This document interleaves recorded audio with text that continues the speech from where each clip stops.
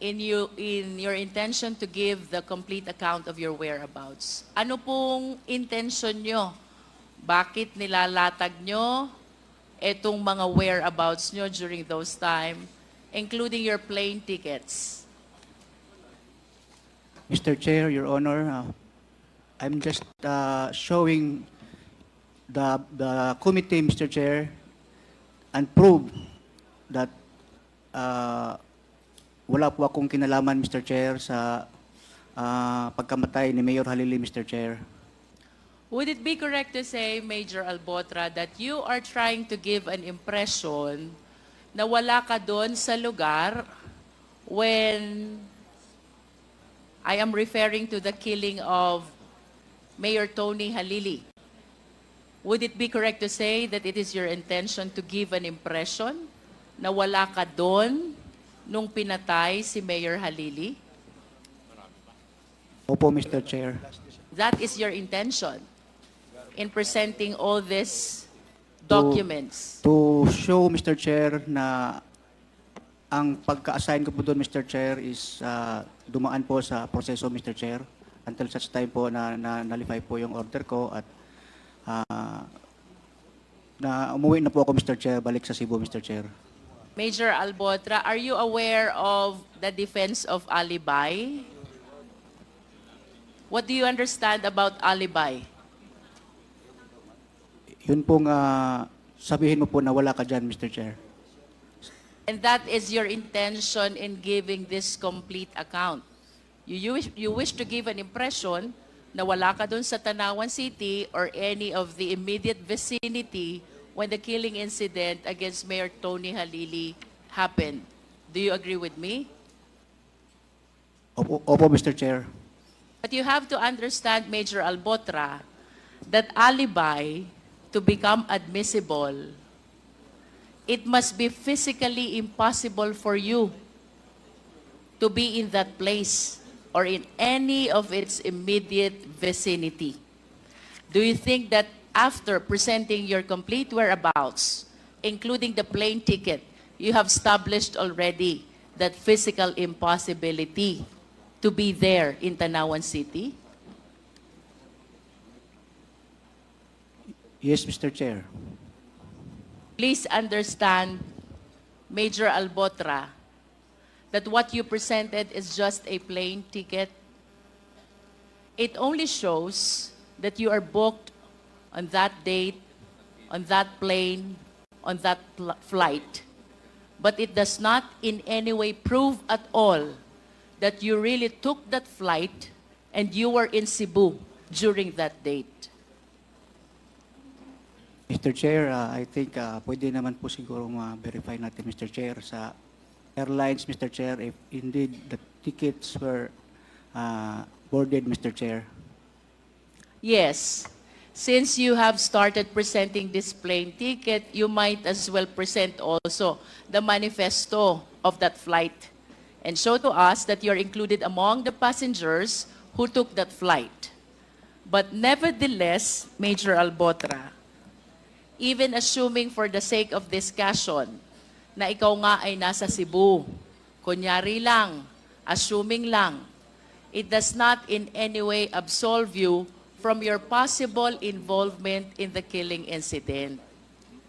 The way Mayor Tony Halili was murdered requires careful preparation, grand design, which presupposes a number, if not huge number, of personalities involved. Hindi po ito kaya ng isang tao lang, ng dalawang tao lang, or perhaps kahit tatlong tao lamang. In other words, I am certain that there is a theory of conspiracy in the killing of Mayor Tony Halili. Having said that, Major Albotra, I wish to tell you na kahit mapatunayan mong nasa Cebu ka, meron tayong mga tinatawag na principal by inducement, principal by indispensable cooperation, who, even without their physical presence, may be equally liable to the crime because of the theory of conspiracy. Do you understand, Major? Yes, Mr. Chair. I wish to manifest as well the very spontaneous testimony of Colonel Garma about you mentioning to him, to her, and even trying to boast upon the fact that you are part of the killing incident against Mayor Tony Halili. The testimony is very spontaneous. It is very natural. And we do not see any reason why we should not believe that testimony of Colonel Garma. Unless, Major Albotra, you will be able to prove motive against Colonel Garma, we may be inclined to reconsider this position. Can you please try to think harder? May galit po ba sa inyo si Colonel Garma? Ano po ba ang posibleng dahilan kung bakit kayo i-implicate ni Colonel Garma amid your claim of absolute innocence? Mr. Chair, I can only think of two reasons, Mr. Chair. Unang-una po, masyado na pong confused at mabigat na po ang dinadaanan ni ma'am. Kaya gusto niya na po sigurong ipasa ang burden, Mr. Chair. Pangalawa, yung Barayuga murder case po, Mr. Chair, baka naiipit na po si ma'am. Kaya po, gusto niya na siguro pong i-divert ang atensyon ng Quadcom na ito, Mr. Chair. At saka, si Lieutenant Colonel Santi Mendoza po, Mr. Chair, siya po ay classmate ko. Baka po nagalit na rin si ma'am sa class namin, Mr. Chair. You have to realize, Major Albotra, that the testimony that was given by Colonel Garma started with the President down to the police operatives. Yours is not even a pinch of that totality. At kagaya po ng tinanong kanina ng ibang members ng Quad, why of all the police officers in the entire country, why you, if she indeed is not telling the truth? Can I answer, Mr. Chair? Yes. Sa totoo lang, Mr. Chair, hindi ko po talaga alam, Mr. Chair. Yun lang pong reason na yun ang naisip ko. Pero kung you try to background me po doon sa Cebu, Mr. Chair, wala pong maniniwala, Mr. Chair, na ako ay ganong klaseng tao. Hindi po ako mayabang. Tahimik nga lang po ako, Mr. Chair. Yun lang po, Mr. Chair. Now, Major, I wish to invite your attention to paragraph 12 of your affidavit.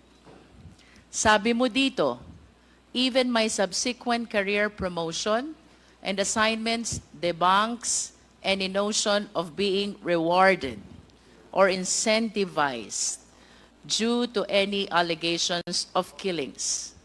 Do you know for a fact that the reward system exists? Yes or no? Mr. Chair, Yes or no? partly yes po, Mr. Chair, partly no. Partly yes. Enlighten us, which part of the reward system are you aware of? Mr. Chair, what I am trying to elaborate here, Mr. Chair, ako po ay tapon-tapon din, Mr. Chair, sa aking assignments. Yung promotion ko, kita nyo naman, Mr. Chair, hanggang ngayon, hindi pa ako napopromote. And kung totoo, Mr. Chair, na talagang party ako nung pagpatay kay Mayor Halili, siguro po maganda po yung assignment ko, Mr. Chair. Hindi po ako binalik doon sa Cebu, Mr. Chair. Tapos, yes, Mr. Chair. So when you speak about reward system, you are pertaining only to promotion and assignment? Is that what you mean? Opo, Mr. Chair. Then you could have used the word promotion and assignment and not reward. Why did you use the term reward? What do you understand about the reward system of the war on drugs? I have no personal knowledge on that, Mr. Chair. I did not partake on that. If you do not have a personal knowledge, this representation would not mind if that is a hearsay. What do you understand about the reward system? Because certainly, this is not about promotion. This is not about a choice of assignment. Otherwise, you should have indicated that in paragraph 12. What do you understand about the reward system of the war on drugs?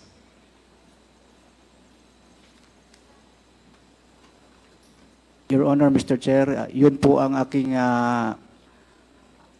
ibig sabihin po, Mr. Chair, when I write here in my affidavit, the word reward, Mr. Chair, and Did you read your affidavit before you signed? Yes, Mr. Chair, Your Honor. Sino po ang gumawa ng affidavit nyo? Yung lawyer ko po, Mr. Chair, in my presence, siya po ang Mr. Chair. If your intention really is to pertain to promotion and choice of assignment, Major Albotra, bakit hindi yon ang ginamit mong terminologies? Mr. Chair, Your Honor, yun po talaga ang ibig sabihin ng kung ikaw ay ma-rewarda ng assignment o magandang assignment or promotions po, Mr. Chair. With that, Major Albotra, you are denying the reward system which was testified to already by Colonel Garma, by Colonel Espinosa, by Colonel Santi, as well as the pronouncements made already by the then President and the other senators all over the media. Are you denying all this? Mr. Chair, there are rumors about that, Mr. Chair, but I have no direct knowledge on that, Mr. Chair. There are rumors, but you do not have direct knowledge. Now let's go back to paragraph 12. You said that you did not receive any incentive or reward. If you did not receive any, then who received the incentive and the reward? I do not have any knowledge on that, Mr. Chair, Your Honor. I hope you realize also, Major Albotra, that plain denial does not have a weight in the law on evidence. You have to substantiate by positive evidence all the testimonies that you're offering to the committee. Mr. Chair, may I ask a question to PIDEA? Please continue. Kanina po, PIDEA, you said sometime in August 2018, the name of Mayor Tony Halili in the drug list has been negated already. Do you confirm this? Your Honor, it is an August 2020 list, not 2018, Your Honor.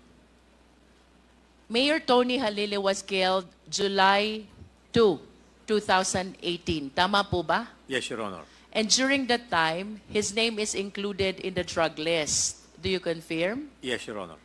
And his name was only negated sometime in August of 2020. Yes, Your Honor. It was indicated in the August 2020 list that he was negated already, Your Honor. Can you please enlighten us? Ano ho ba ibig sabihin nung negated? It is neutralized, Your Honor. I mean, he was killed already. Negated for the case of Mayor Halili would then mean he is dead already. Yes, Your Honor. That's why it was neutralized already. Yes, Your Honor. Yes. Part of the testimony of Colonel Garma, it was Colonel Leonardo who has the last say in the inclusion, classification of the high-value target, and the exclusion of the drug personalities in the drug list. Would you know if it is really Colonel Leonardo?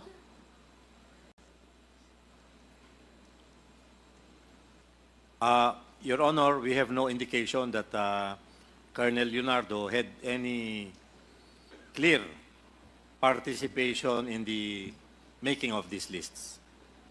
I understand that you were appointed in the PIDEA only during the present administration. Tama po ba? Yes, Your Honor. While the time element we're talking about with respect to the participation of Colonel Leonardo to this drug list is sometime in 2016 to 2019. Tama po ba? Yes, Your Honor, correct. Is it because you are not yet in the PIDEA why you could not comment as to his participation in the drug list that everybody has been referring to? Your Honor, we have a copy of these lists, but we do not have a, how do you call it, a conviction, or we are not sure if Colonel Leonardo had any participation in the coming up of these lists. Since you were appointed in the PIDEA, Director General, would you know if this drug list has ever been validated? Yes, Your Honor.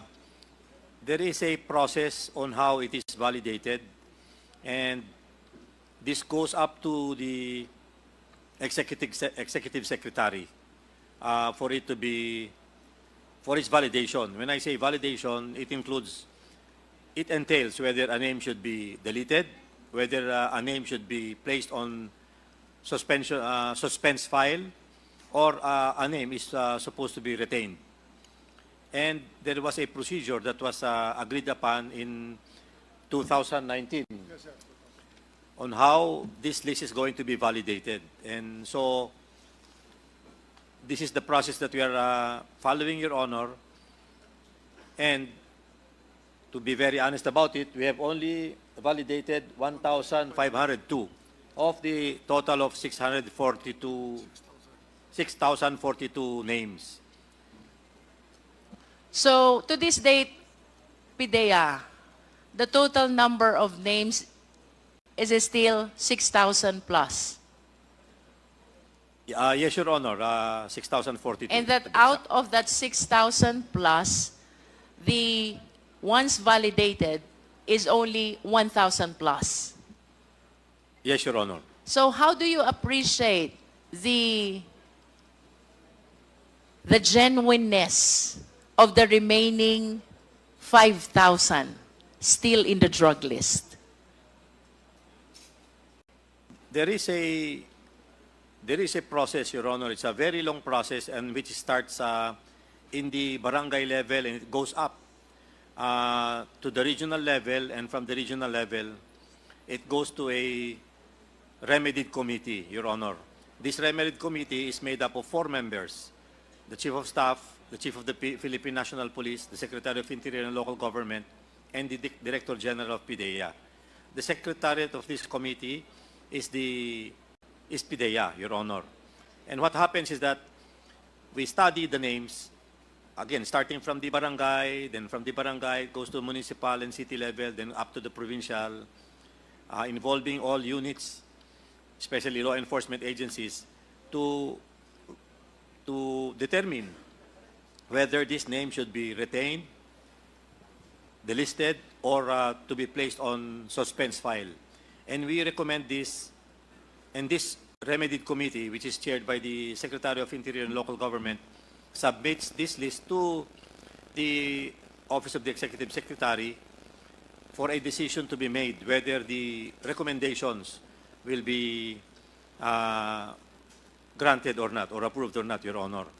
But sometimes, let's just say, for example, in the regional level, there are certain, it takes the regional director, for example, of the PNP, the the regional director of the DILG, mostly regional directors, Your Honor. But as I gathered, there were instances in the past that it was very hard to convene all of these people together to sign the results of their validation, and so it was taking a long time. And that's the reason why we were only able to validate 1,502 of the 6,000 plus names, Your Honor. Given that answer, Pidea, ginagamit pa po ba ng mga law enforcement agencies yung drug list, given the fact that the remaining 5,000 remain unvalidated?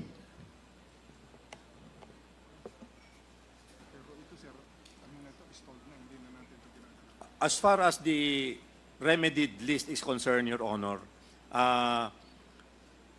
it has it has stalled for a while because we are waiting for the palace to act on our recommendation to continue its validation. But we are not only dependent on this list, we also have our National Drug Information System, which has names.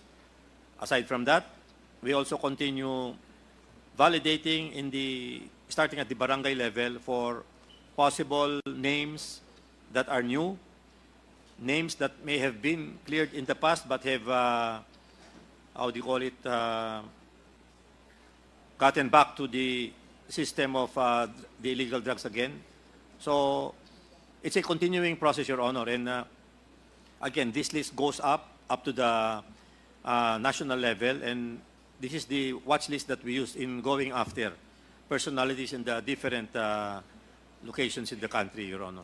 In other words, Pidea, even when we have this drug list unvalidated, the 5,000 of them, you come up with your own validation in cases where you receive reports about involvement in drug operation.